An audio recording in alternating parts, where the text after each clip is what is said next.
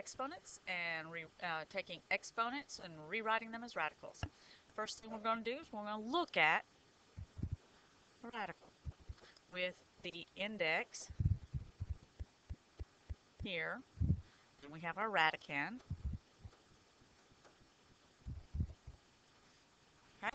Now, to rewrite something that is a radical as an exponent, we use a set of parentheses. We put the radicand inside.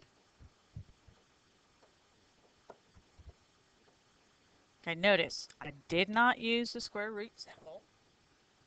And my power is going to be 1 over the index.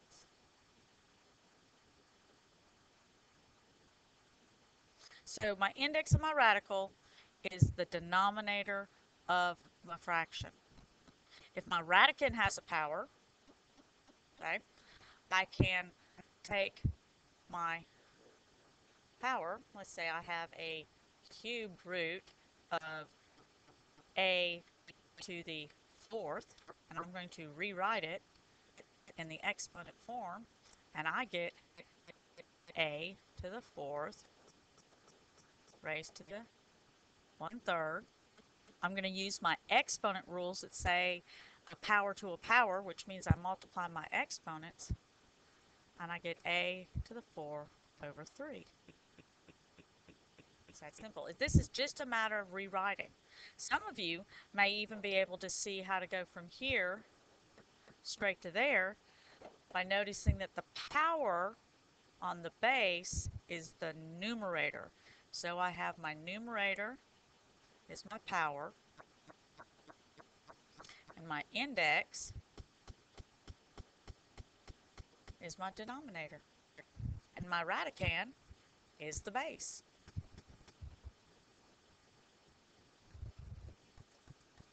So let's look at an example real quick. Let's do one. Right? Let's take the square root of 10w. Okay, my index is 2. So this becomes 10w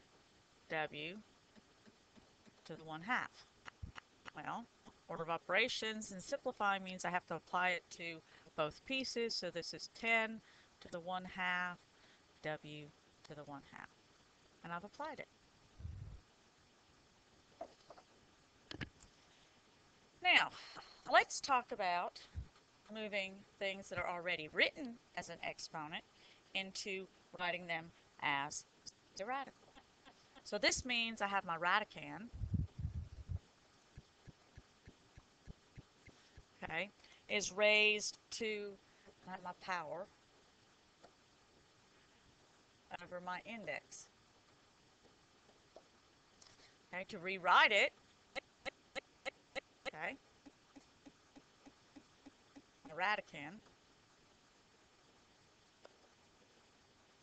to the power, the index.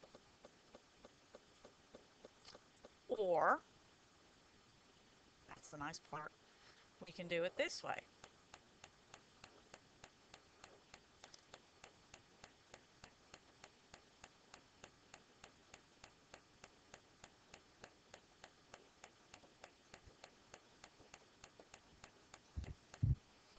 They both are exactly the same. And that's based on our exponent rules of raising a power to a power.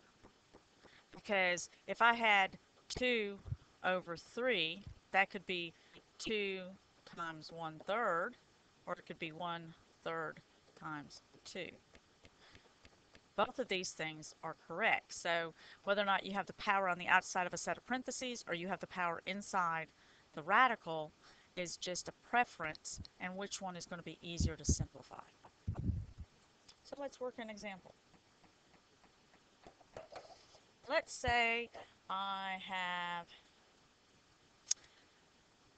81 to the negative 1/4. Oh my God, Mrs. Peters, it looks scary. I am so scared of it. guess what? The first thing we're going to do is I am going to rewrite it. I am going to notice that I have the fourth root of 81 raised to the negative 1. Okay? That's one way of looking at it. Or maybe I want to look at it as 1 over 81 to the positive 1/4. Gosh, Mrs. Peters, I don't know which. Well, let's look at this. The fourth root of 81. Well, that is 3 times 3 times 3 times 3. So that's just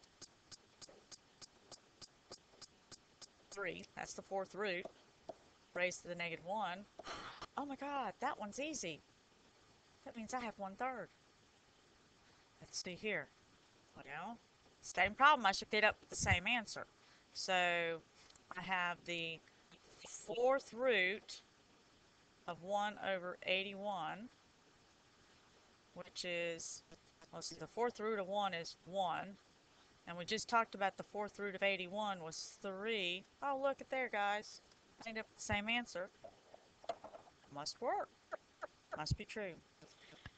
So let's talk about, real quick, a word problem. Let's say I have a cube that has a volume of 343 inches. Find the length of each of the cube.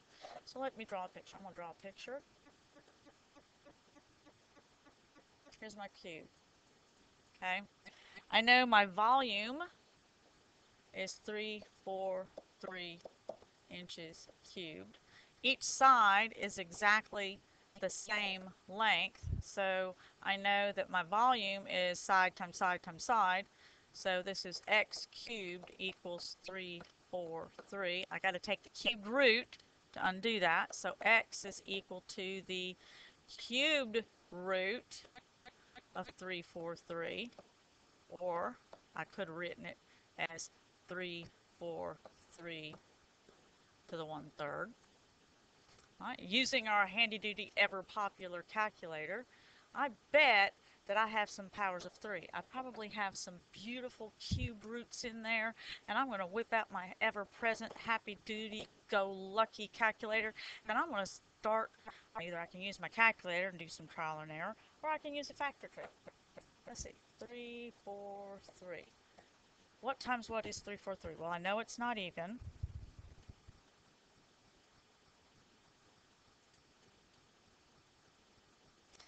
But I do know that 7 times 49, 7's prime, and 49 is 7 times 7. So this is really the cube root of 3 cubed, or, excuse me, not 3 cubed, that's 7 cubed, 7 cubed. Or I could look at it like this, 7 cubed raised to the 1/3. Use my power to a power rule, which is 7 over 3 over 3, which just happens to be 7. Because I can use this is much more easily to calculate than trying to calculate the radical. When the numbers get bigger, it gets more difficult, just in size, so you have to pick your method. They are interchangeable. With that said, I'm going to give you a couple problems to do, and I'm out. Y'all have a good time. Take care. Proud of you. Doing good.